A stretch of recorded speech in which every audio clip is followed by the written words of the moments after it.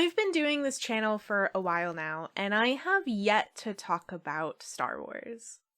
This is half on accident, but also half on purpose. A huge reason for this is actually kind of simple.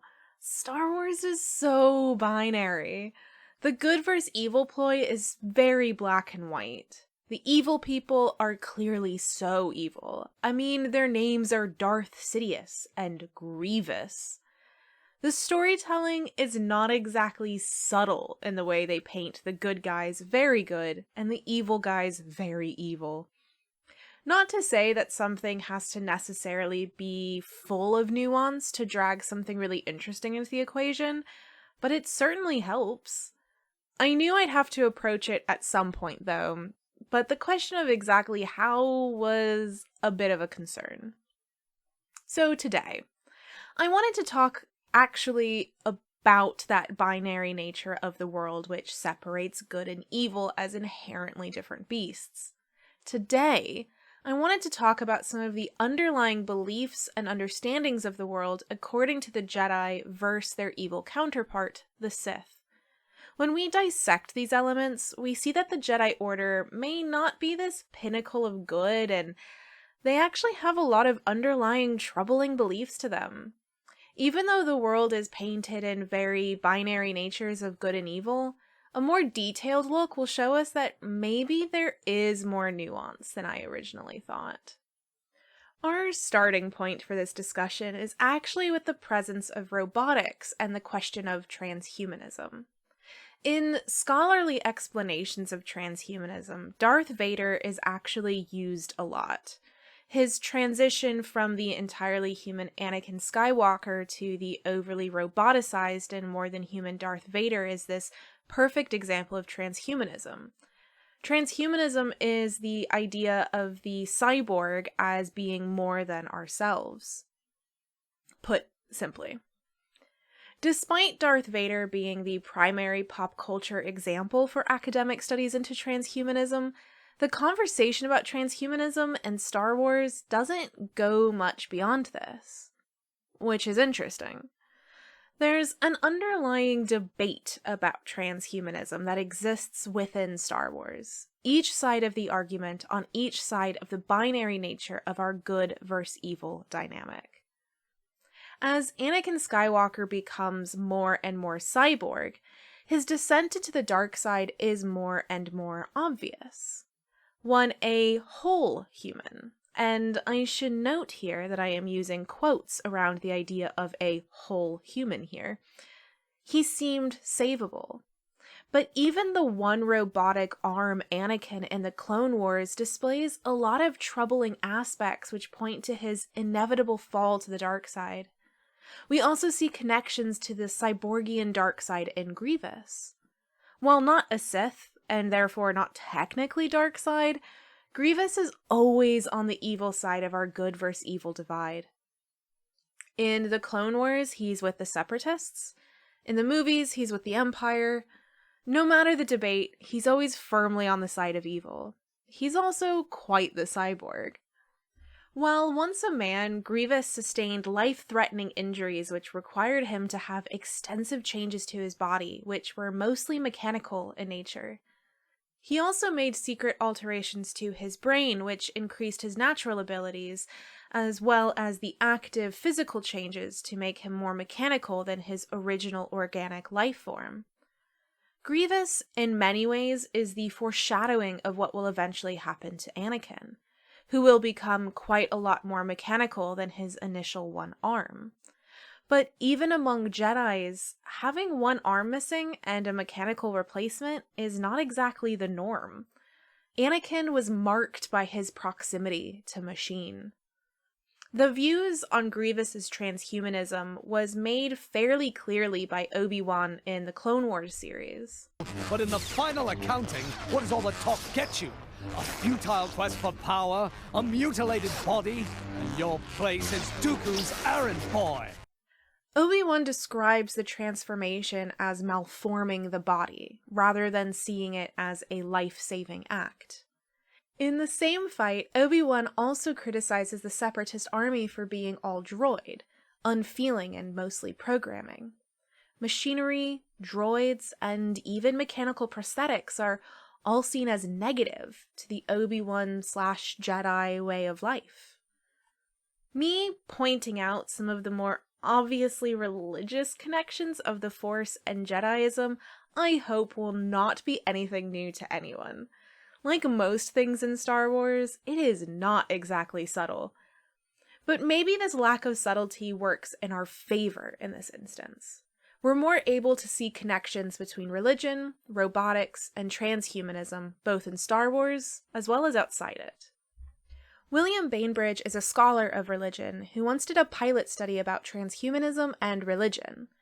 In his work, he found that very traditional religious views often saw transhumanism and aspects of transhumanism as inherently negative. For them, the idea of cyborgian more than humans are in direct competition with their own religious beliefs.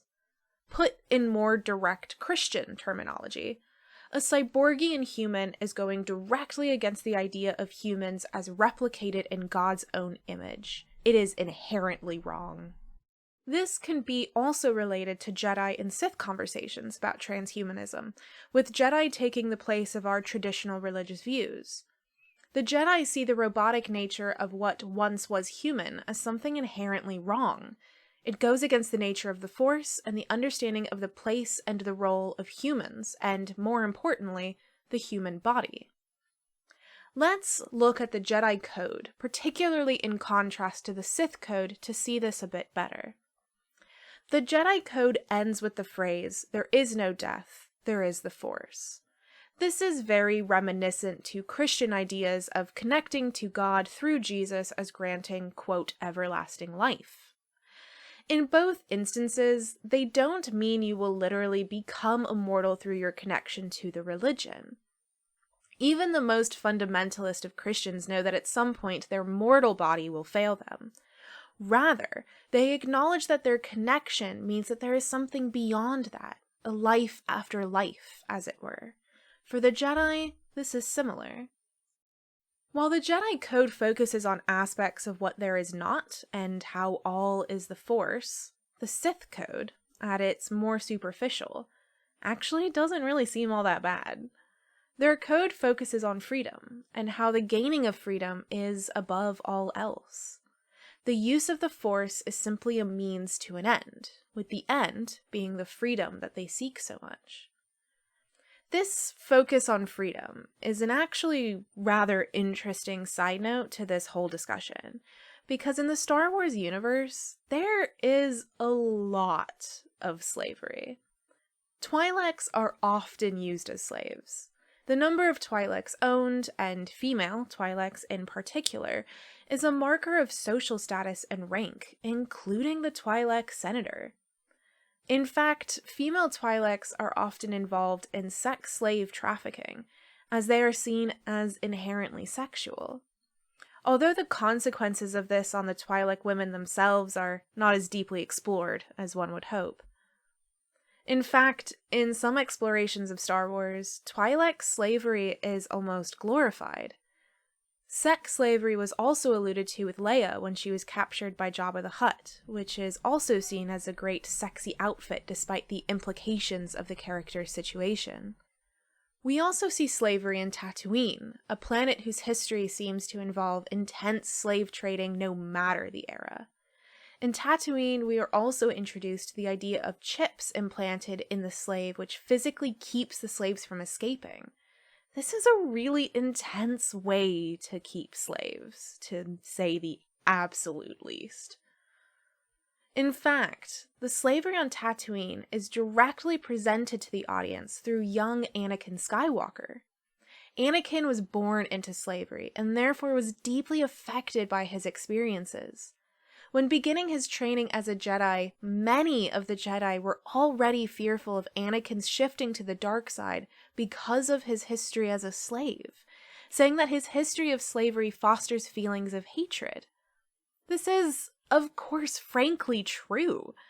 Ill treatment, and especially seeing such egregious practices as slavery, can definitely foster feelings of hatred in those who are personally and culturally affected by it.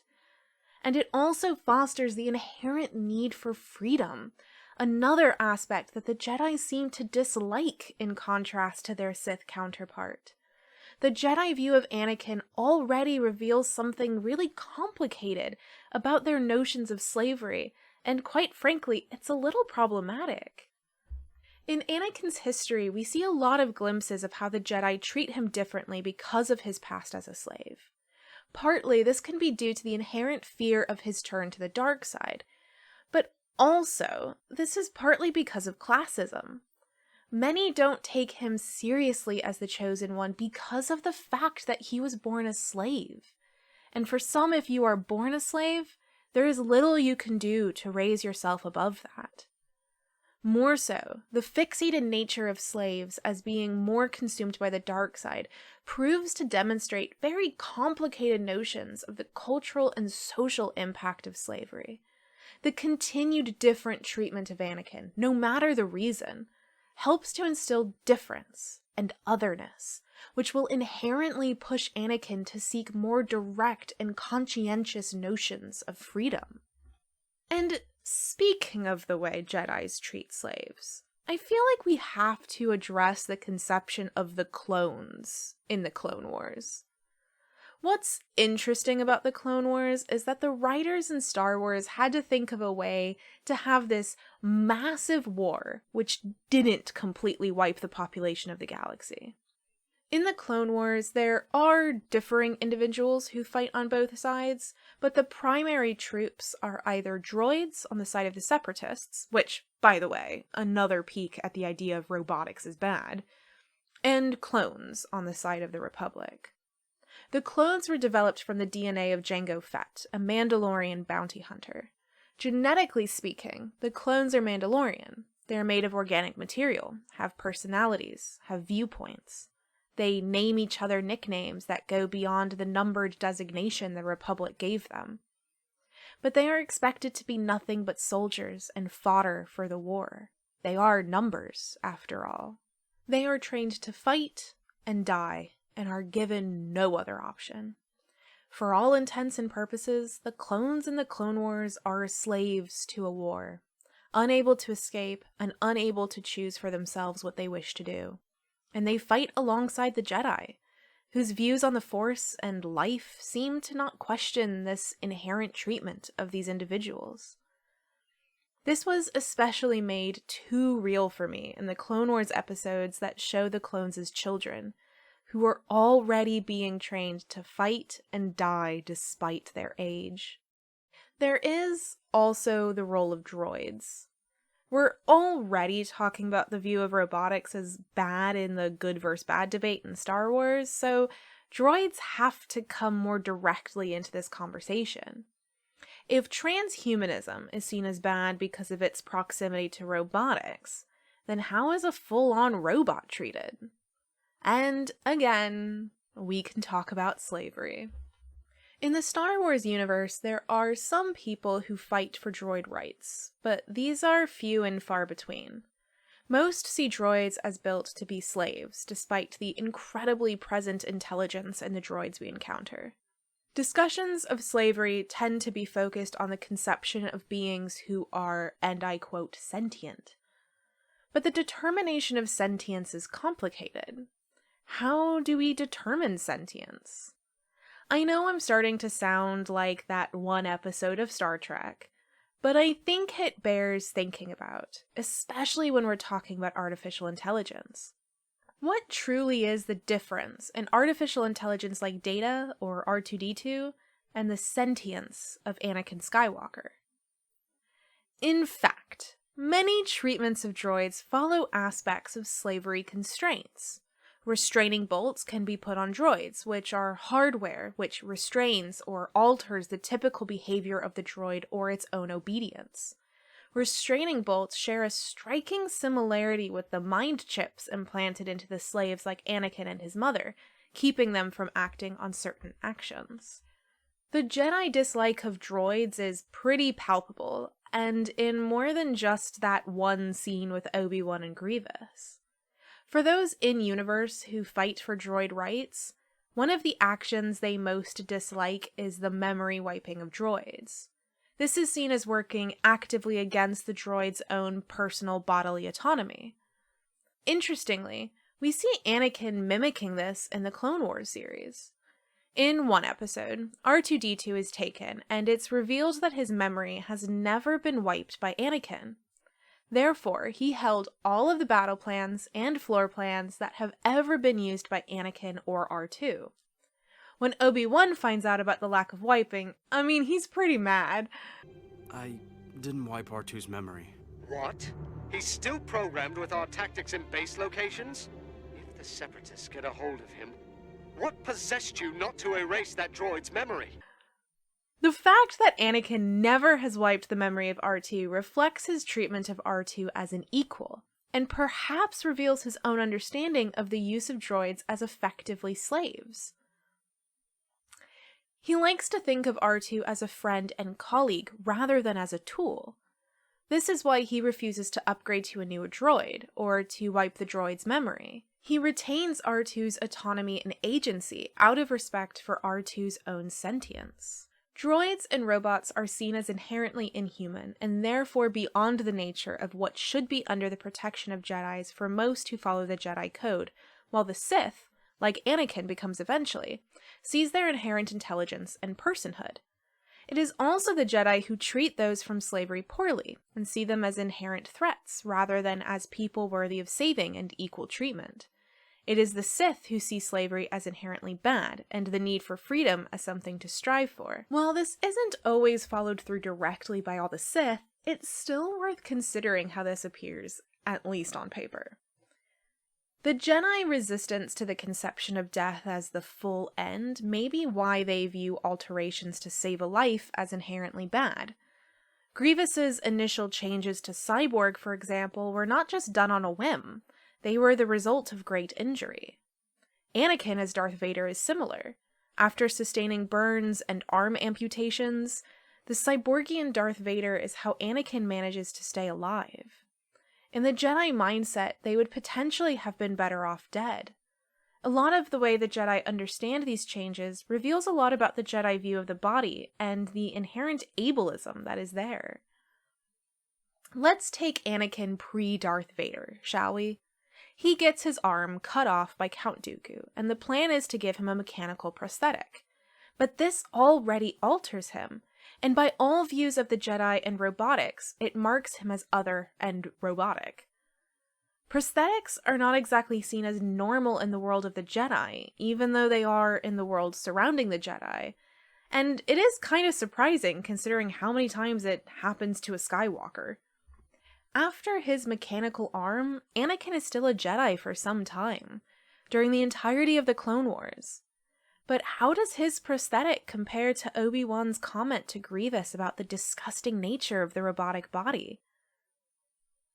For a group who are supposed to understand life through compassion, there appears to be some really deep-rooted inabilities to see past issues of quote-unquote normality, and particular conceptions of what they believe a normal body is. There is little compassion for the history of slavery in both an individual and in a culture, and there is also little compassion for bodily differences, which may present themselves in the form of prosthetics or cyborgian elements. Despite believing in the sanctity of life, those who continue to live in different bodies are considered something to be feared or rejected. The life of clones are not as privileged as the life of a Jedi. So, I guess that pre-established binary of Jedis as all good and Sith as inherently all evil is not all that it's really cracked up to be. The strong and unsubtle delineation of good and evil seems a little more nuanced, and a little more problematic.